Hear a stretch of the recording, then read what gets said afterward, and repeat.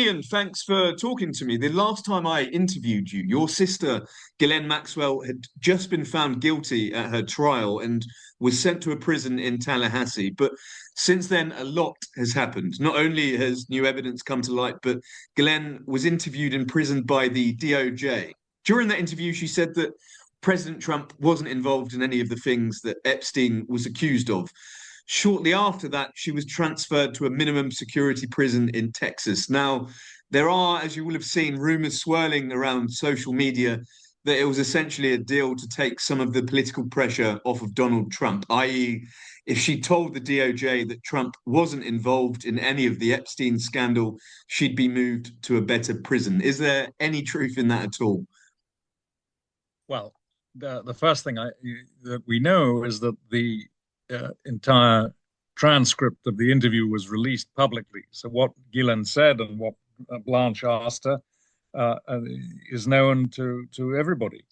The fact of the matter is that her life was in danger in Tallahassee because it was, notwithstanding it's described as a low-level correctional institute, there was some very violent people in there, and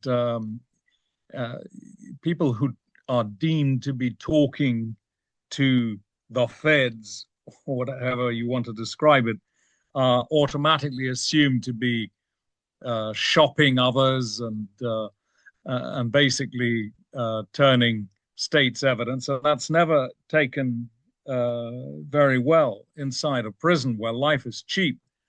And the cost of harming somebody or killing them is, measured at a few bucks, $25, $30 for a hit. So she was in real danger. And the government, whatever else it has done, could not afford, in my view, to lose Ghislaine on their watch, just as they lost Epstein. And anything to ensure that she is protected must be the correct thing to have done. And certainly I have talked to her myself since late July or August, whenever the transfer took place. And she is certainly in a safer place. She feels better. She's been able to sleep. You have no idea the sleep deprivation from MDC Brooklyn, where she was on 18 months of suicide watch and being woken up every 15 minutes throughout the night. And then in Tallahassee, where she was in multiple bunk dorms with televisions on all day, all night, hardly any dark anywhere. So she was really tremendously deprived of sleep. And that, I think, is the single most important physical improvement in her, that she's got some back her energy and color in her cheeks. And of course, the fighting her cause is really what keeps the fires burning inside her. Sure.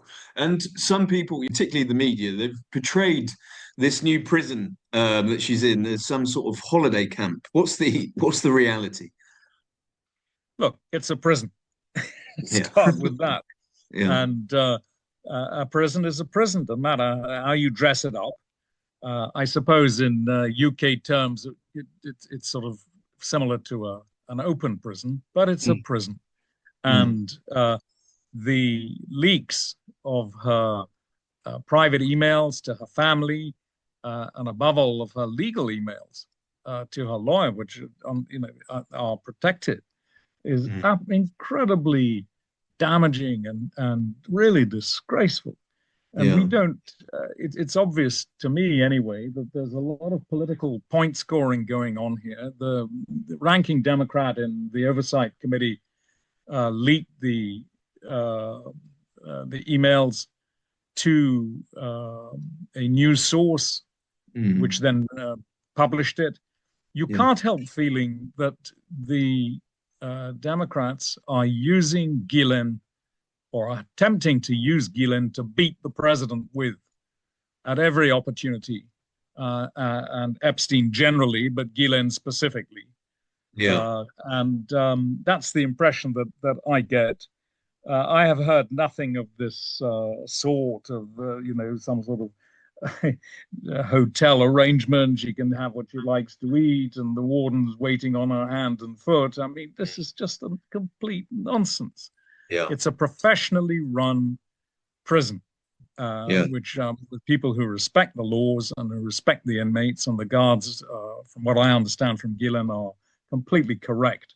But there is no preferential treatment. She's just in a safer place. And from my perspective as her brother, that's a source of tremendous comfort to me. So let's touch briefly on something that gets covered very little. There's not much coverage on this, if I'm honest, although she's quite a key player.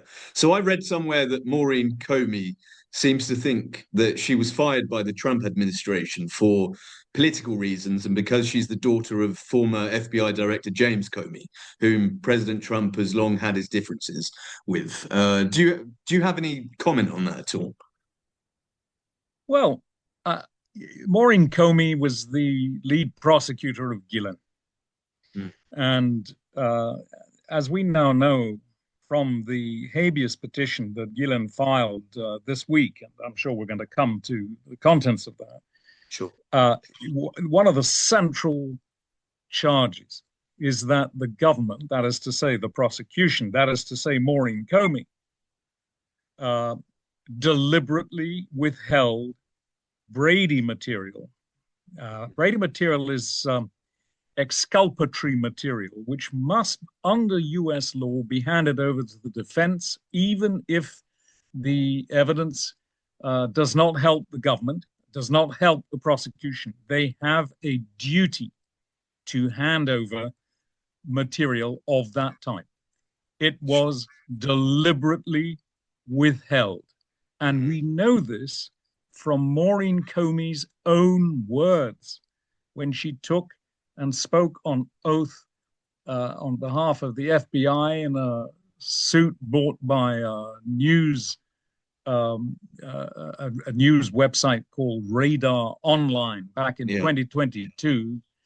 And she was asked about this, and she said, yes, I'm paraphrasing, but essentially, yes, we did withhold information in case there was a second trial, and we would have needed to deploy it.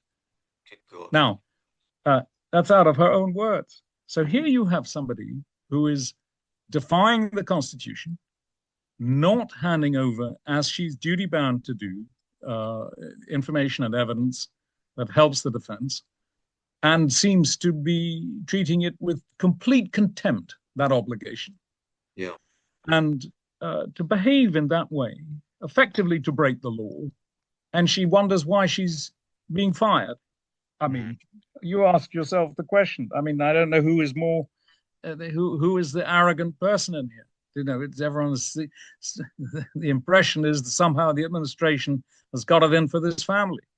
Yeah. Could it not just be that they are, in the case of the daughter, I can't speak for the father, but the case of the daughter, could it not really be to do with incompetence and transgression of the law? That seems to me to be sufficient reason for her to have been terminated. I don't know any more than that, but that's what I know as far as just the prosecution of my sister is concerned. Yeah, sure. And something that has scuppered all of this, so that has made all of this a lot more complex, are the so-called Epstein files. So you mentioned that things are being used as political football, so to speak. Ghislaine urged a judge not to release the Epstein files, but what are your thoughts about the files themselves, the timing of the Democrats wanting to release these files, and how the media are selectively presenting the evidence in those files? Well, let's just understand the position. A law has been passed and signed into law by the president, voted by the Congress and the Senate, to that these materials, under the general title of the Epstein files, must be released publicly, I think today, the 19th. And so I'm perfectly content that, thousands of pages are going to come out. We don't know how much is already truly in the public domain and how much is not in the public domain. But the law says these files must be released. The only files or the only documentation within what the DOJ is holding that I think is exempted from this is material that is going to be held back. There might be some small amount. I don't think it'll be a large amount of papers that the DOJ, for one reason or another, maybe they have an ongoing prosecution somewhere, or there's additional redactions to be done. Could be an issue of national security. We don't know. The government has legitimate reasons for holding back certain materials, but they must explain why they're holding those back. So on the assumption that most of the material is then released into the public domain, that is what's going to happen. In the meantime, the Congress, led through the committee by ranking Democrats and so forth, have chosen to release photographs, notably, of a certain number of individuals to embarrass them and to keep the feet of the administration pressed to the fire, not that they don't shirk and that they continue to produce the material as it has been ordered. So clearly they're hoping for whatever political advantage they can get. The Republicans are complaining that it's selective, it's anti-Trump, it's this, it's that. It'll happen. It must happen. And everybody will then draw whatever conclusions they can from this material and seek to embarrass whatever they can, because that's the game in politics, and it's become so binary in America. Yeah, I think that's the issue that I have, though, is that I would like everything to be released, of course. However, the way that the information is presented to the public, because let's be honest, the average Joe relies upon journalists. They rely upon journalists to give them the news and to tell them, to give them context. They're not going to sift through thousands and thousands of pages of documents, court transcripts and depositions, etc. So they generally believe what journalists and the press are telling them.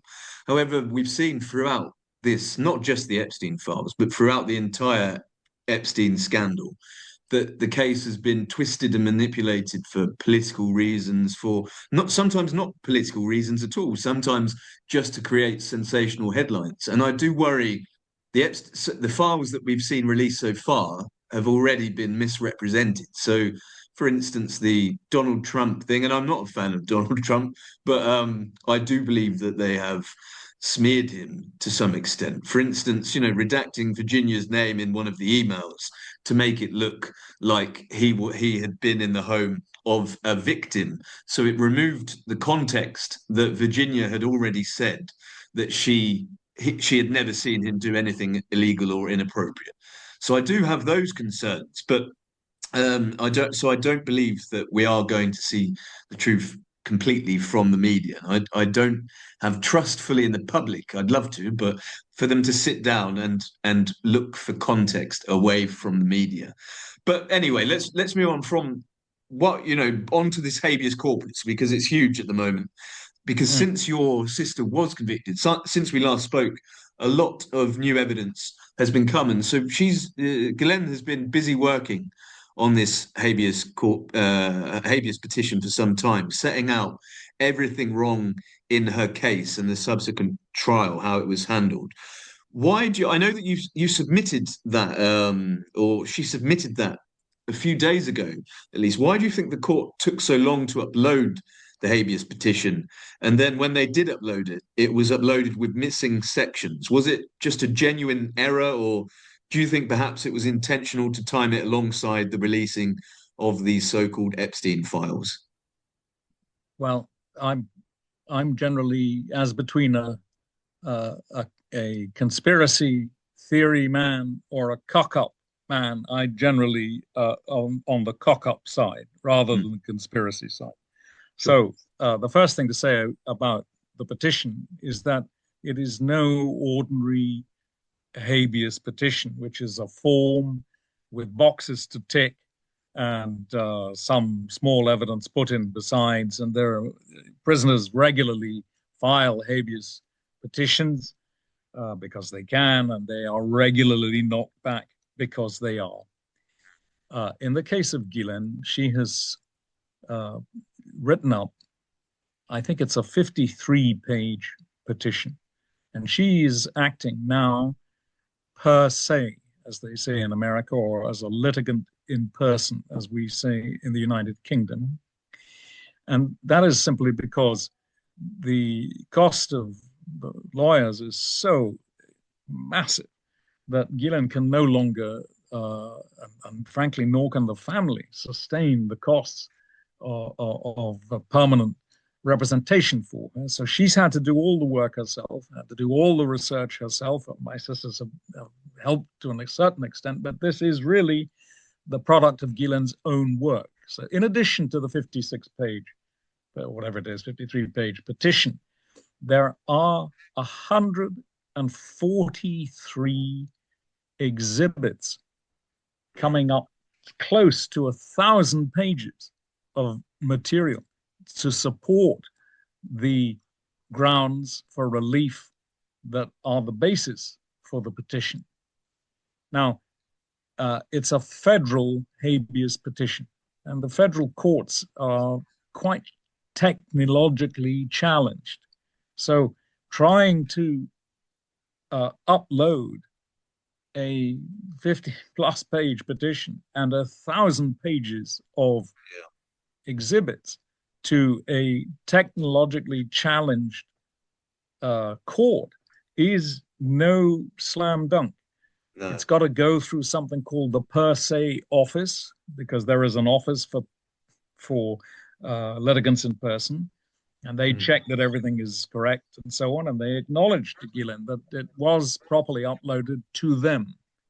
Sure. Somehow, between the per se office and the federal district court in the Southern District of New York, that took a bit of time to get through, and then the actual upload itself, clearly there have been some issues with it, because it is, at least when I last looked, it was not completely intact. I know that there is work afoot to try and get it sorted out so that the full petition is there and all 143 exhibits are there, although I think in the case of the exhibits, they are sealed rather than unsealed because the court requires to redact it.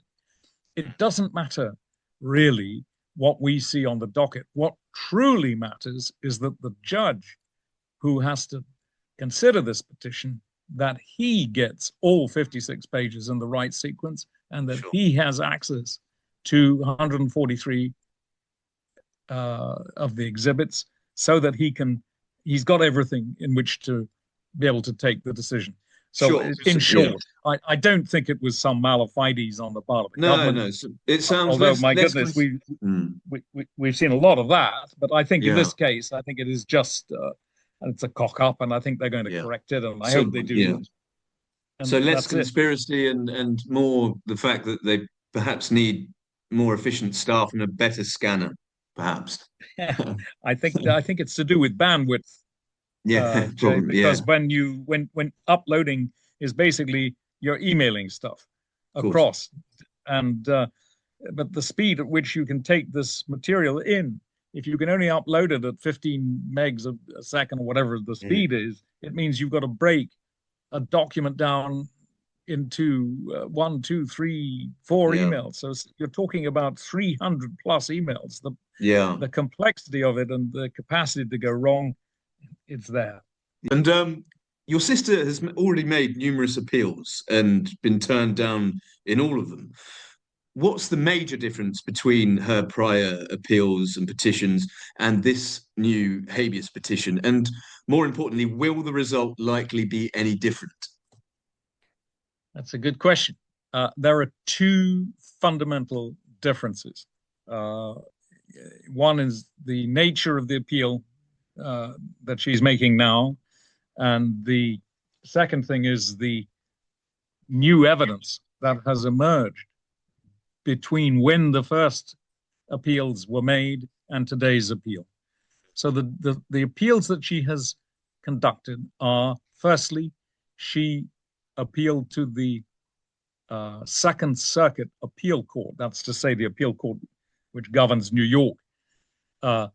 And a number of the points that were made that are being made in the habeas were made at the appeal court, and they were all turned down. But that appeal was filed by Ghislaine, from my memory, in I think 2022 or 23. And much of the new evidence that's come out, both through Congress and other sources, and we'll come to that in a minute, has come out in the last, since a year ago, really. Yeah. So so that's as far as the appeal to the Second Circuit is concerned. And then she appealed to the Supreme Court. But on the Supreme Court, she didn't take all the appeal points that had been turned down by the appeal court. She concentrated on one specific point, which was that she should never have been prosecuted anyway, because the non-prosecution agreement negotiated by Jeffrey Epstein himself with the government, so Ghislaine argued, was the remit of that ran across all the jurisdictions in the United States. In other words, the United States cannot be not present in Florida and yet present in New York, or you can't have the law running in Pennsylvania with one set of decisions and it doesn't run in Alaska with another set of decisions. Sure. So the Supreme Court did not elect to take her petition. The important thing to note, Jay, is that that does not mean she did not have a case. She had a very good case, which hit the sweet spot for the Supreme Court, because it absolutely hates having differences between its appeal courts, where 4 of them are holding in one way and 6 of them are holding in another way. That is a perfect area for the Supreme Court to step in and rule federally across the nation. And there are, we don't know why. They're not obliged to say why they chose not to take it. I think you could take a reasonable guess and say this is a very political case. They didn't want to get involved. Maybe it was a test case that wasn't, maybe they're hoping they'll find another test case. They just decided not to go with it. For whatever, you draw whatever conclusions you want. Yeah, and so we now get to the habeas petition. Now, habeas is different to the others because this is to do with matters of violation of the Constitution and of due process at the trial itself. And habeas corpus means you have the body. So the federal government is holding the body of my sister in its penitentiary system.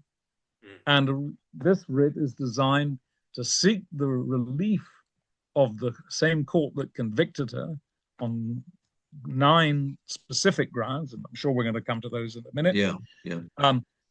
And it's a very serious issue. It's the last possible safeguard for prisoners that they're able to pursue. It must be said that most 90+% of all habeases fail.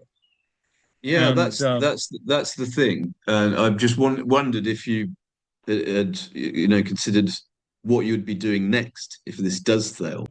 The point that I want to make is this: the great majority of habeas petitions fail because they do not meet very, very stringent tests, which have to be taken into consideration by the presiding judge of every habeas petition. And those conditions relate to, has it been brought within the right period of time? These are time barred. A lot of this is time barred material. So the first question is, has it been brought at the right time?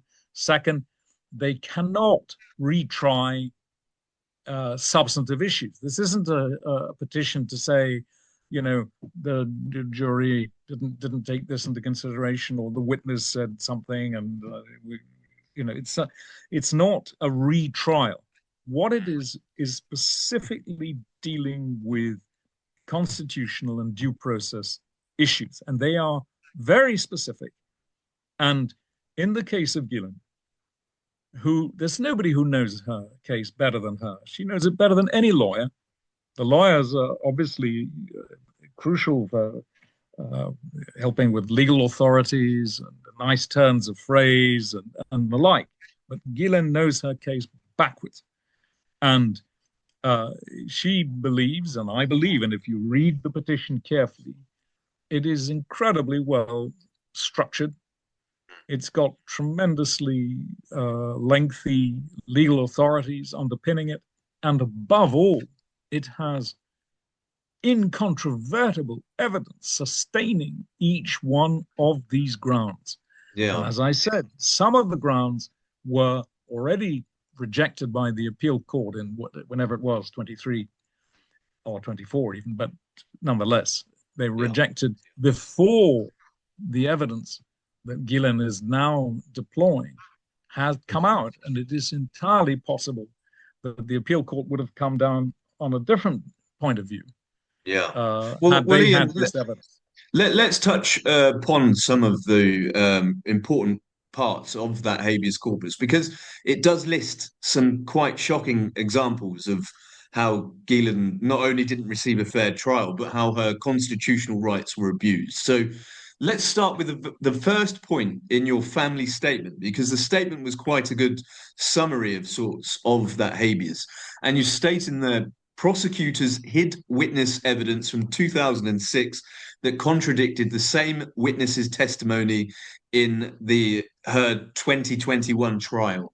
Can you elaborate on that for me?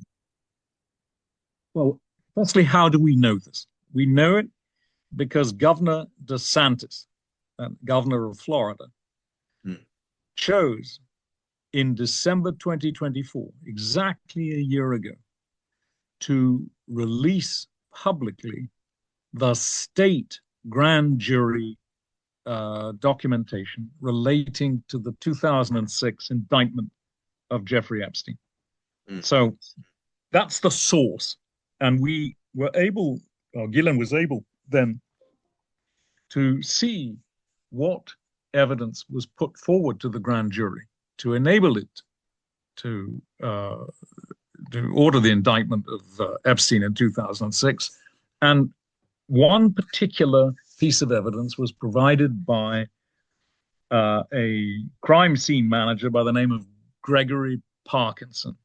And he was responsible for securing the Epstein residence in Miami Beach and gathering evidence and labeling it and preserving it and docketing it, filming it, etc., etc.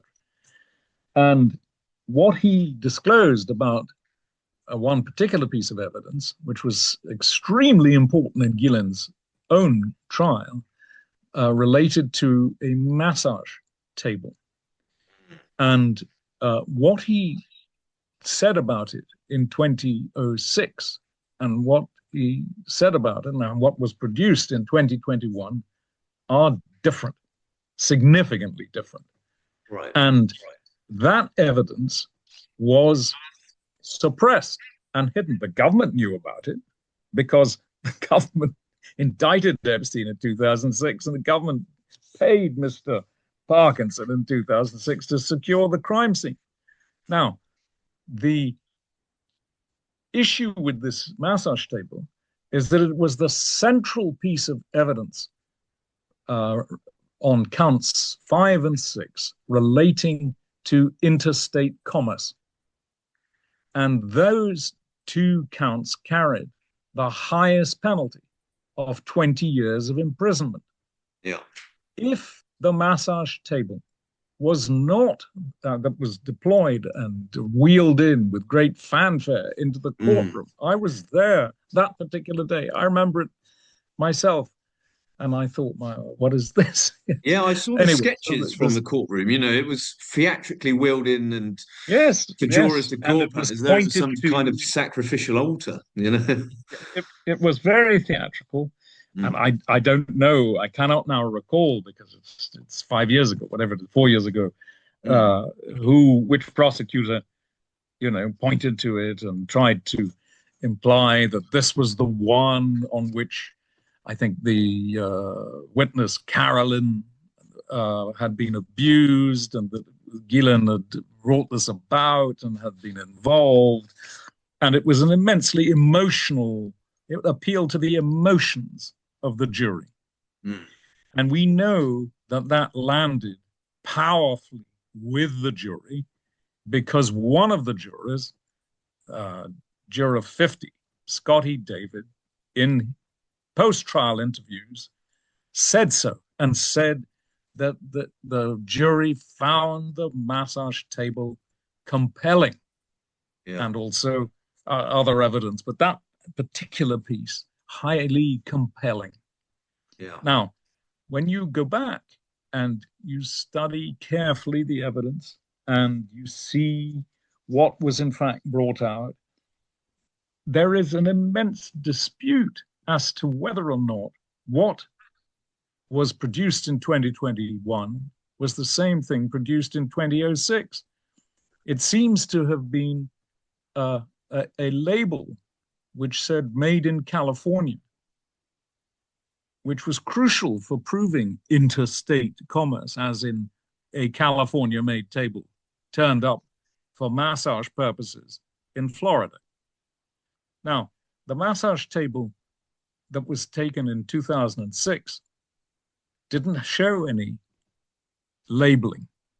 It wasn't even the same massage table. It wasn't even taken from the same bathroom. Wow. And now all of this was hidden so that the defense could not cast doubt on it and seek to eliminate it from the process. And the government knew it well. And this is just one crucial moment in the trial where their suppression of exculpatory material was decisive in ensuring on 2 counts that Ghislaine went down, and she went down for the heaviest possible penalty of 20 years. Sure, sure.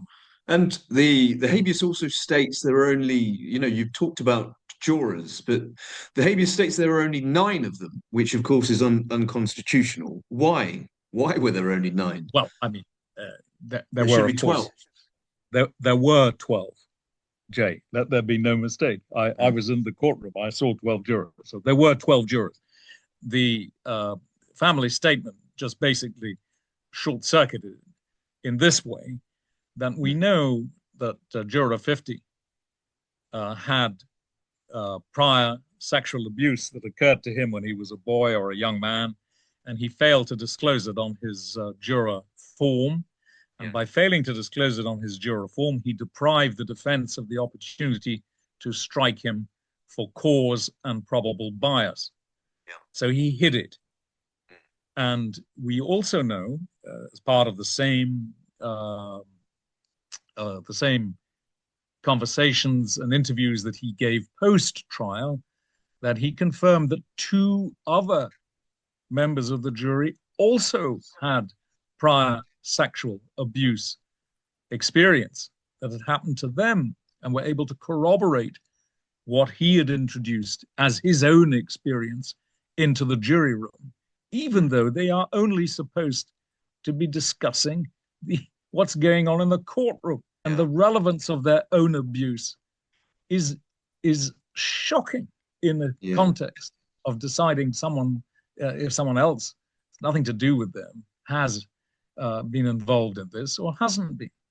In that sense, 9 jurors, 9 unbiased jurors were sitting in judgment on Ghislaine, not 12. And that is a constitutional violation of such importance that it isn't a technical matter. The only other thing I want to add with juror 50 is that the judge had no option but to grant a defense motion that she hold a hearing and an evidential hearing with Juror 50 to ask him why he didn't declare truthfully what had happened to him and how he could reconcile that with his oath, and et cetera, et cetera.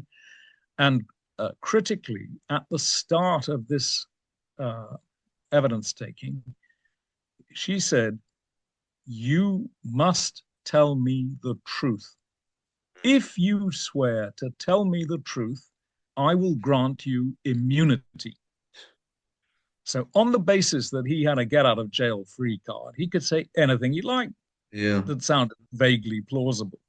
And we know from a book published in 2024 by the journalist who interviewed him from The Independent, and there were several journalists that interviewed him. There was one from the Daily Mail, for example, that what he had told to the judge was not true.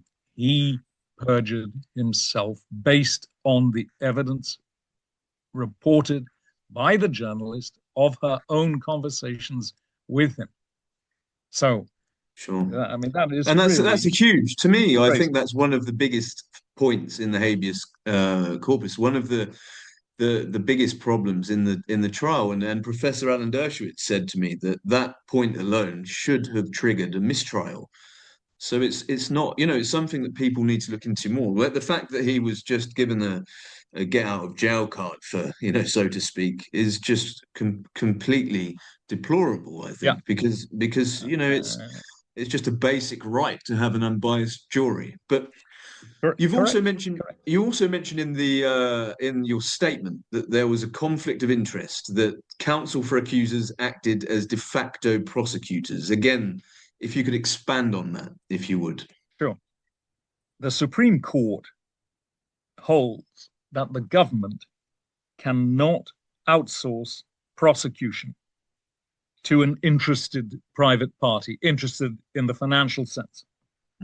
And in this case, private attorneys who represented civil claimants and subsequently were used as some of them as government witnesses at Ghislaine's trial, with direct financial interest in the outcome of the case against Ghislaine. Sure. And there is significant evidence of collusion between the prosecutors and a number of the accusers' private counsel. And it is the reason it's so important, Jay, is because this was a classic, as we said in the statement, she said case. And because of the age of the proceedings, don't forget, but when this came to trial in 2021, we were talking about events that had occurred in the mid-90s. And people had died and memories had gone awry and so on. And the credibility of the witnesses was absolutely central in every case. And yet we know that the lawyers for the civil plaintiffs, as I said, one or two of these accusers, really misbehaved with them. I'll give you one example. One of the new pieces of evidence that has come out is that the mother of one of the central four accusers of Ghislaine at her trial, a girl called Carolyn Andriano, who sadly has died since the trial, confirmed that her daughter was coerced into giving evidence by lawyers, private lawyers, to support the government's case in return for money. I mean, more black on white, I cannot imagine. No, I agree. And I was the person, obviously, I interviewed Carolyn's mother, and she said that her daughter was completely exploited, first by Virginia Giuffre in recruiting and grooming her, and that had nothing to do with Ghislaine at all. And secondly, she claims, as you've just mentioned, she claims by the lawyers who exploited her vulnerability, the fact that she was addicted to drugs and had been led on this life of drug abuse, actually instigated by Virginia giving her those drugs at a very young age. And so they, exploited her into. She actually said that she was that the lawyers wanted to keep her dumbed down and stupid, and so that she would say whatever they wanted her to say. And then you throw in the allegations of money being offered to give false testimony. That's extremely serious, and they I mean, do need to. I think you should your listeners your audience needs to bear in mind just how much money is involved here. I mean, we are talking well over $500 million of monies paid by banks, by Jeffrey Epstein's estate, by Prince Andrew, by Ghislaine, etc. And when you have money of that scale, where lawyers are taking tremendous percentages of that coming their way, you can see that they're going to stop at almost nothing to make sure that gravy train keeps going. Yeah, they need to keep the cash cow alive, don't they? A new reporting, which has come, since the trials come out, it confirms that these lawyers instigated the Southern District of New York investigation. They worked hand in glove with the prosecution, sharing, receiving information, developing, gathering evidence, proposing civil suits as a means of acquiring evidence for criminal trial, using the media as a strategy to foment investigation, and so on and so on. And all of it contradicts the government's own arguments to the trial jury when they said the lawyers were all separate. There was no collusion between them and the lawyers. The witnesses never looked at any media. They was all entirely, in a silo. The lawyers had no financial motivations. I mean, it's nonsense. Complete nonsense. Is, all of these assertions were false, demonstrably false.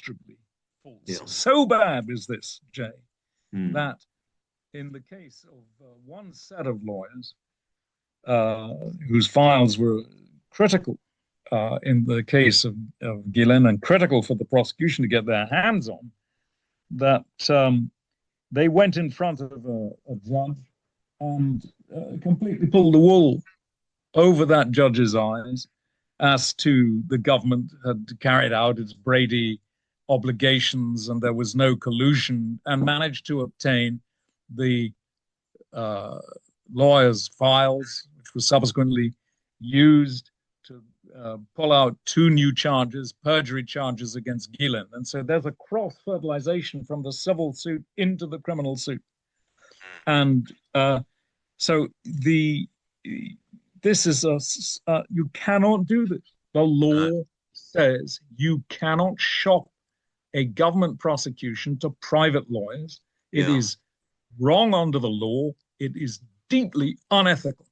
Yeah, and I don't think that the public realize just how intertwined and involved these private lawyers are, and they are motivated by money. But it even comes to the Epstein files. Recently, the same lawyers wrote a letter to the judge, and they openly admitted that they had been working pro bono with the House Democrats to help them, with the release of these files. And there's surely a conflict of interest there as well, because they still have ongoing lawsuits against very esteemed banks, and there's millions, as you say, that millions upon millions of dollars at stake. So terrible business. So in the habeas corpus, it also mentions that there was a sentencing error. The sentence calculation and financial penalty imposed were legally and factually wrong. That's exactly what it states in the habeas. What does that mean exactly? Let's deal with the fine first.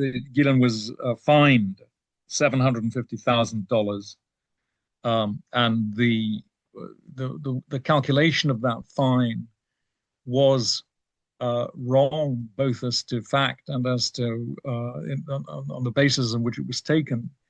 That she's perfectly entitled to the judge to impose a fine, but the maximum fine that I think was applicable at the time of the sentence was lower than was finally imposed. And it's just a technical mistake as on that, but nonetheless, 750,000 could be reduced to 600,000 or 500 or 250. Yeah. Anything is going to be better. Could even be taken away.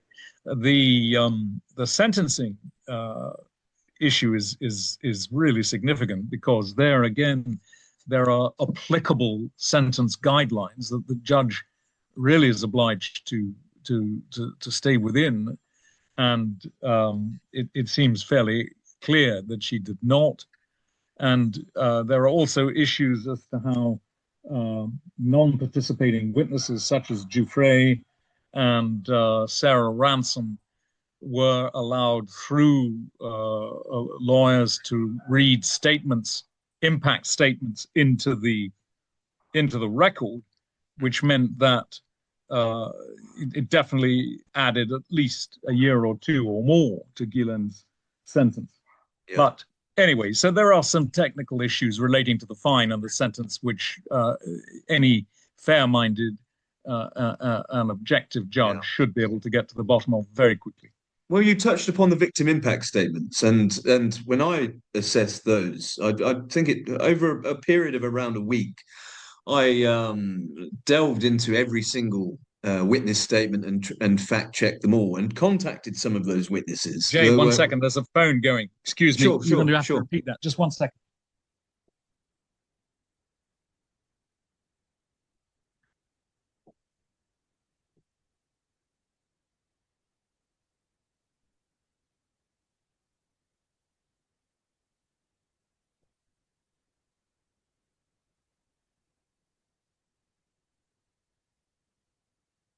I'm going to turn this phone off. It drives me mad. Okay, repeat your question again. Forgive me. So you've touched upon the victim impact statements, and I have delved quite deeply into those statements, and I've contacted some of the witnesses who wrote them, and it doesn't appear that they were it doesn't appear they weren't factually correct. They weren't sound, even though they were signed under oath. So one of the witnesses was Juliet Bryant. Now, in her victim impact statement, and people who are listening need to realize that these victim impact statements were submitted to the judge and influenced the sentence, how long your sister was going to be put behind bars for.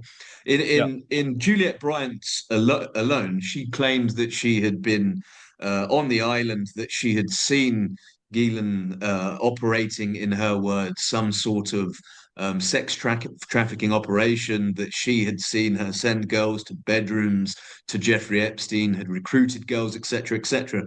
Yet to me, and this is after the trial, after she wrote that, she admitted in writing, black and white, that she had never once seen your sister engage in anything illegal, inappropriate, had never seen her recruiting or sending any girls to Jeffrey Epstein. That's a major contradiction. There you go. I mean, what that leads very neatly onto, Jay, two things. One, that in grand jury indictments, it's that kind of statement that is used to sway grand juries to issue indictments, because the grand jury system there's no defender in there. There's no one arguing the other way. It's just the prosecution saying, we've got this evidence, and on the basis of this evidence, we want to issue an indictment. And most grand juries say, yes, well, on the basis of that evidence, you can have the indictment. But because it's not put to test inside the grand jury, and Ghislaine has objected to having this kind of grand jury testimony put into the public domain, which would then have the impact of poisoning various appeals, including the habeas appeal that she's running here, that we have to trust that the judge who made that decision, Engelmeyer, who may well be the judge that's going to be hearing this petition for what it's worth, it's the same federal court in Southern District of New York, has made the judgment that he considers that the material inside the grand jury transcripts is 99% of it already in the public domain, and therefore it doesn't matter. We've only got his judgment, but he's a judge, so we have to hope that he's got that right.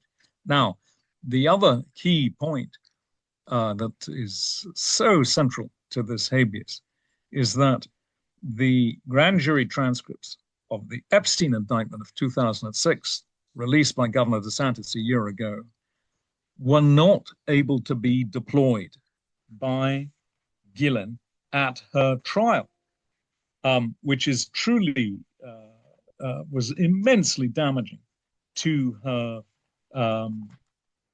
ability to defend herself.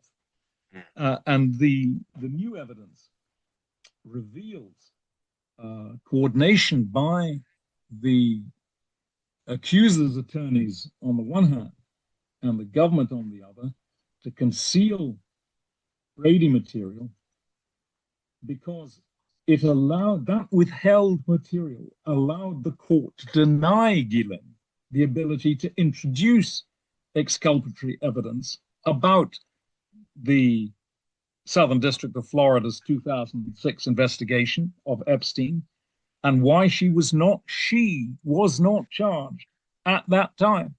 Yeah. And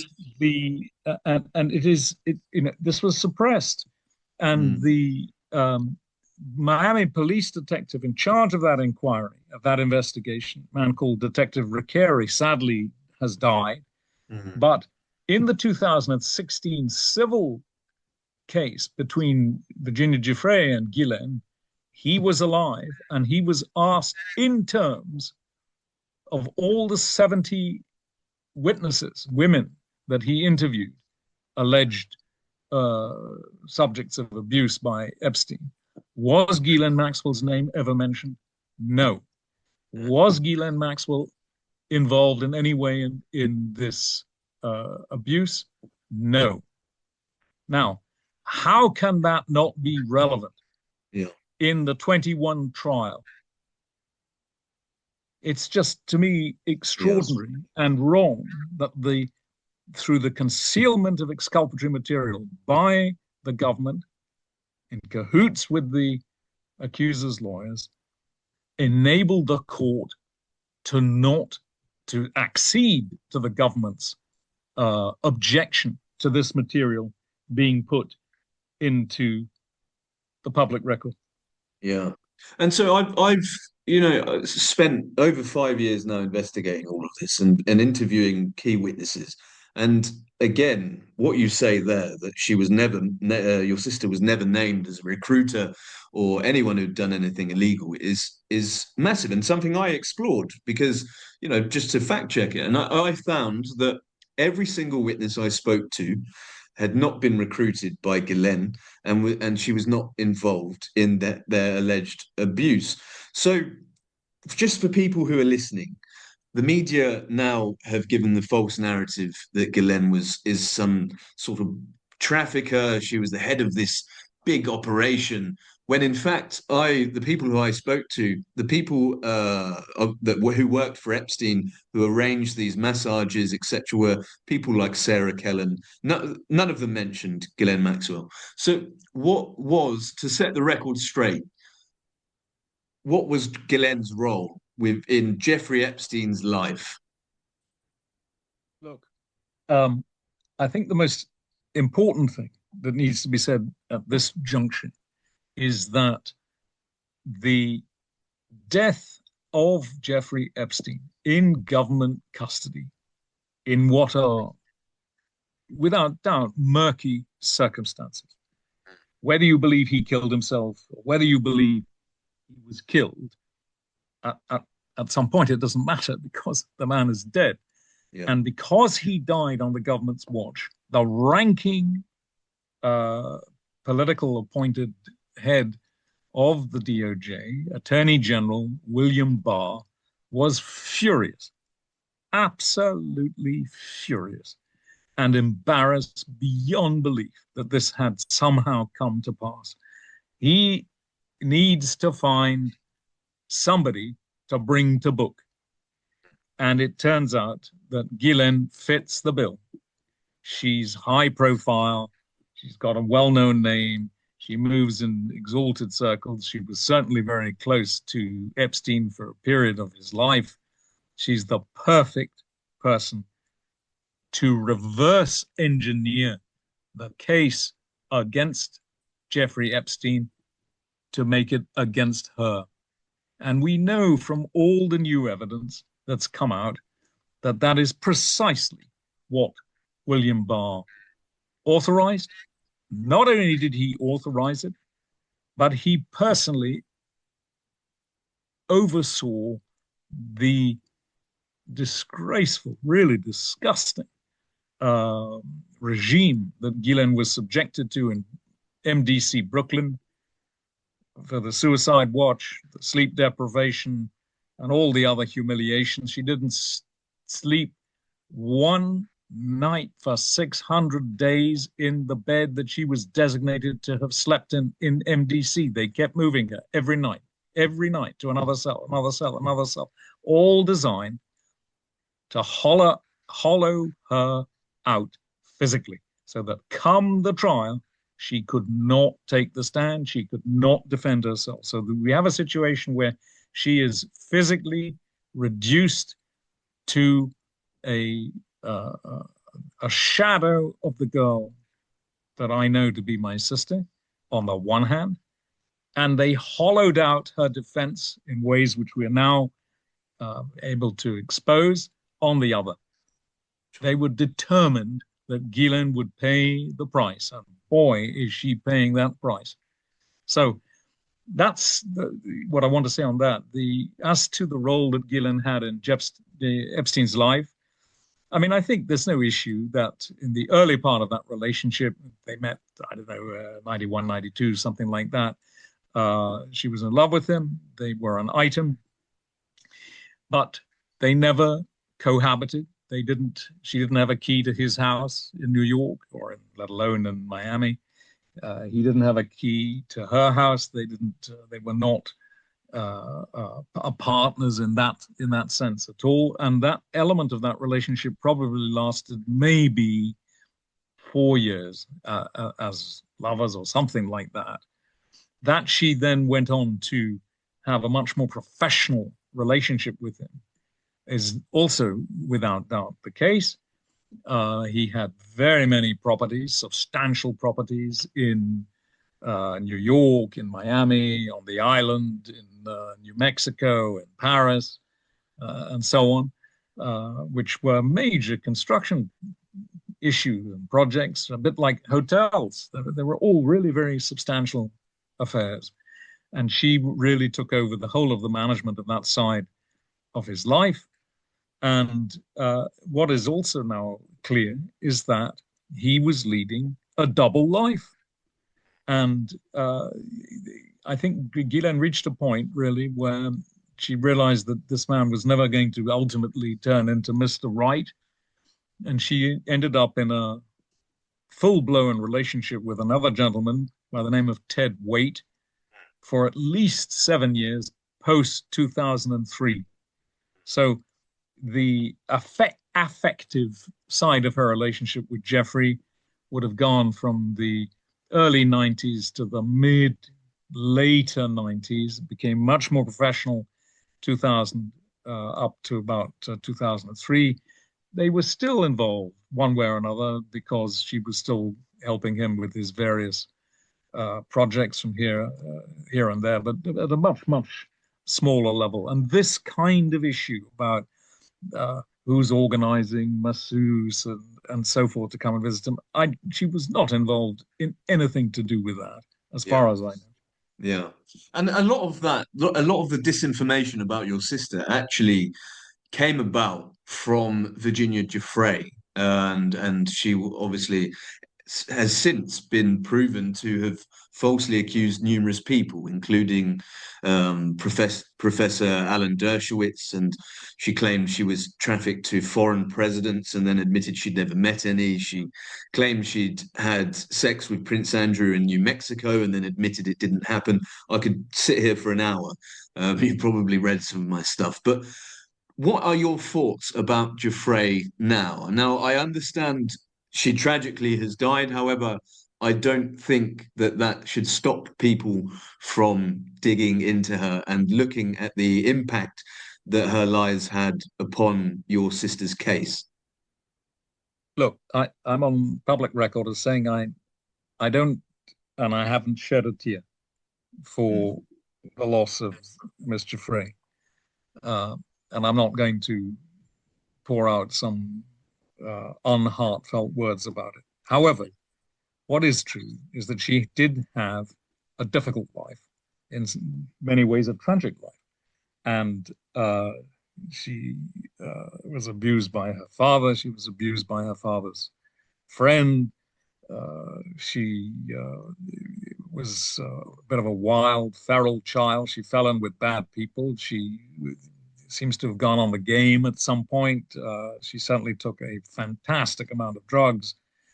This is not, you're not going to turn out to be a nun with that kind of background. So it's a sad, sad story. But that does not absolve her from the untruths and the lies that she has told, which have definitely ruined quite a few lives, not the least of which is my sister and Prince Andrew. And whereas in the case of Prince Andrew, he certainly has not helped himself by a disastrous PR policy and by his really unsympathetic character. But that said, it is also quite tragic what's happened to him and to Ghislaine. Obviously, it goes without saying. Yeah. Do you think it was fair that he's been recently stripped of his titles? I think that's just taken it to its logical conclusion.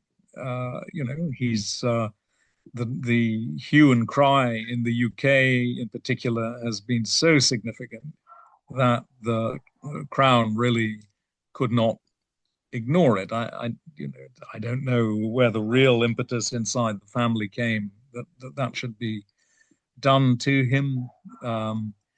I guess it's a case of not just justice in inverted commas, getting his own comeuppance, but that he must be seen to be really have his nose rubbed in it. That's a particularly English, English quality of these things. We don't like tall poppies, and we cut them down when we find them, and there's a kind of Schadenfreude in watching other people's humiliations. But personally, I think it's a bit. I don't like pylons. Full stop. I don't like it. I think it's unnecessary, but it's the way of the world. Yeah, sure. And let's focus back on the just finished with the habeas corpus. So, how long until the judge makes his decision? That's a good question, Jay. It's Christmas. I don't think we can be waiting for any judgment anytime soon. I mean, just to put this in perspective, the appeal court took 6 months to make their decision. The Supreme Court, similar amount of time. I think in habeas petitions, I suspect that's going to be shorter because as I said, the rules governing habeas and the particular hurdles that have to be reached and specific requirements of the habeas are relatively easily apprehended by any judge.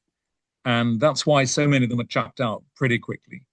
But I think and I hope that Ghislaine's petition will give him very serious pause for thought.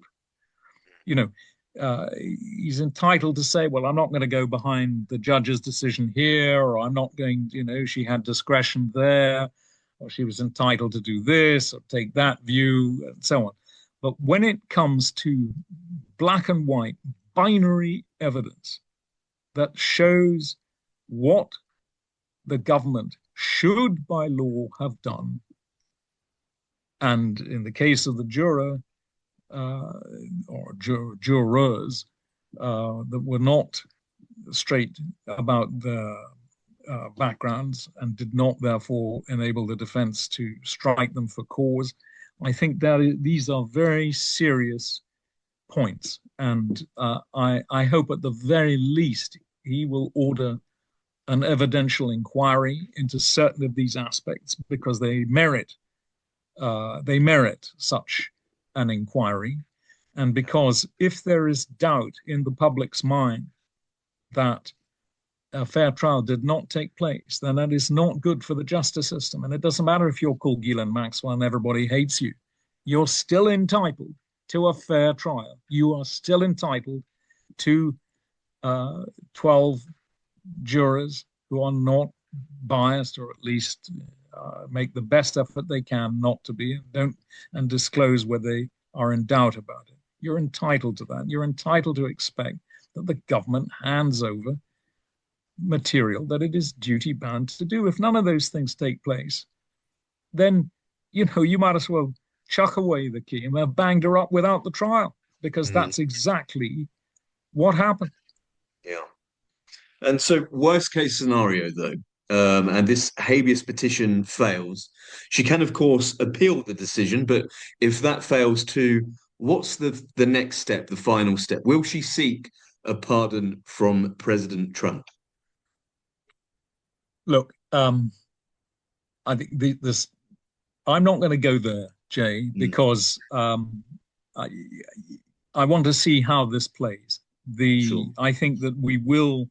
And I really hope that Ghislaine does get a fair crack at the whip, and that the judge really looks at it properly and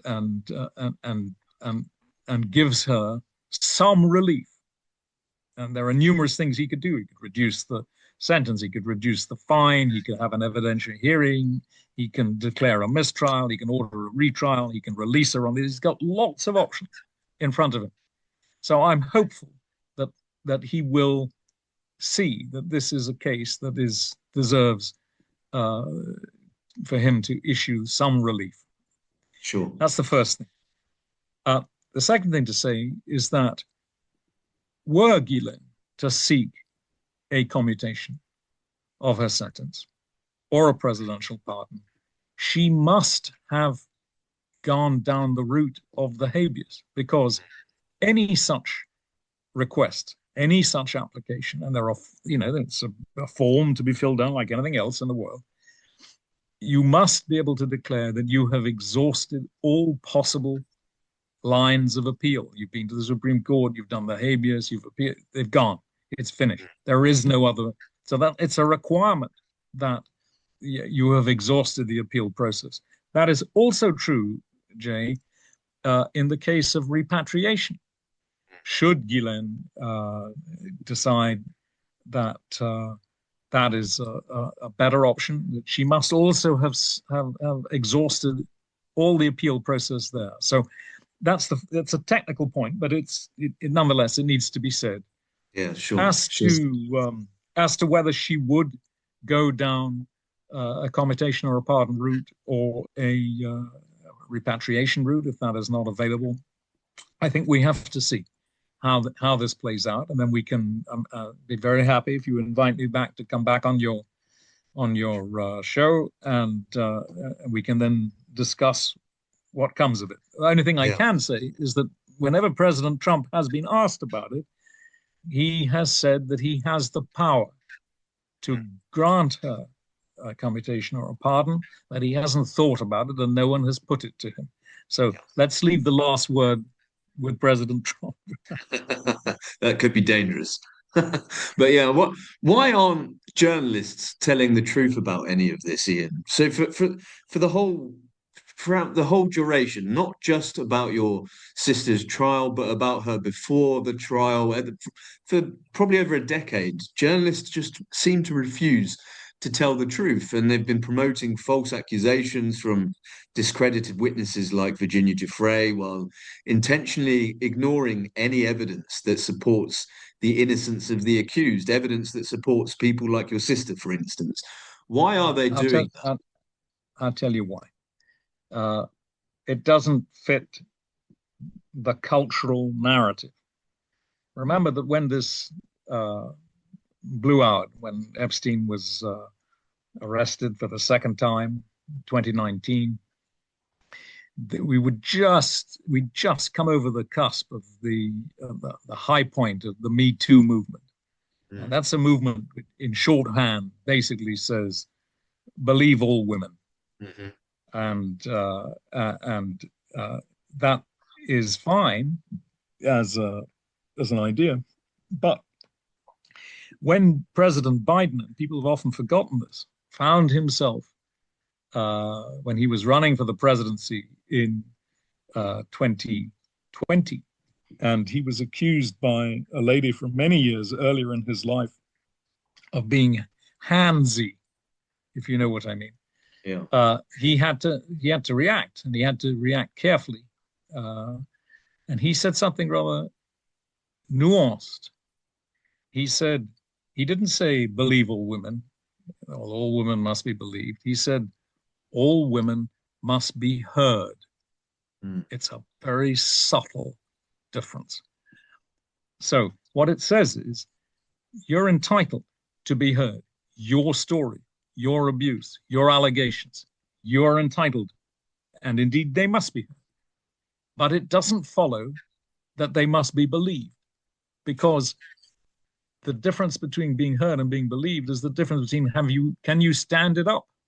And although it's difficult for victims of abuse, rape, and so forth, and it's a horrible business to have to go through, and I wouldn't want my sisters to have to go through it, but nonetheless, there's always another side to this story. And if that other side is kicked into touch at the off, then we don't have a justice system and we are not governed by law. Yeah. And so come to the answer of your question, why has this narrative got to the point where Ghislaine is depicted as a monster, and that she's given no shrift by any court? They wouldn't give her bail. They didn't give her any appeal system. They ground her down in MDC. They leak her mails. They behave atrociously.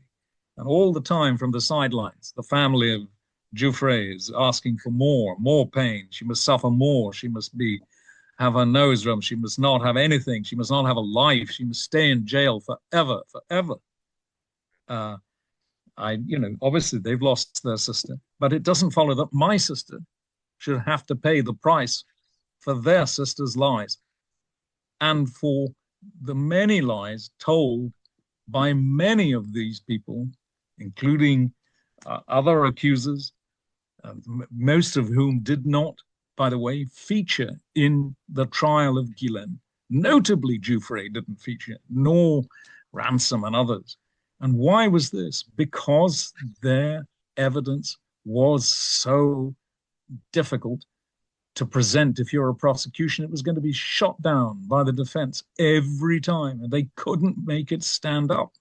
Yeah. So the point is that the stories, it's like catnip to journalists. You're mixing sex, royals, money, presidents, glamour, youth, all of this. It's a fantastic cocktail. And what does it do? It sells newspapers, and selling newspapers pays advertisers, pays the salaries of journalists. And so this is a gravy train. Keep it going, keep it going. Everyone's doing well, everyone's making money, but fundamentally people's lives are also being ruined.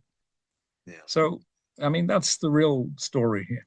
Yeah, and for now, the very final question I have for you is, where can people read the truth about this case? You have a website, right? You and your siblings have a website. Do you regularly update that? Correct. I mean, that's the realghislaine.com. I'm sure you'll put it on the screen or you'll tell them about it, whatever the call sign is.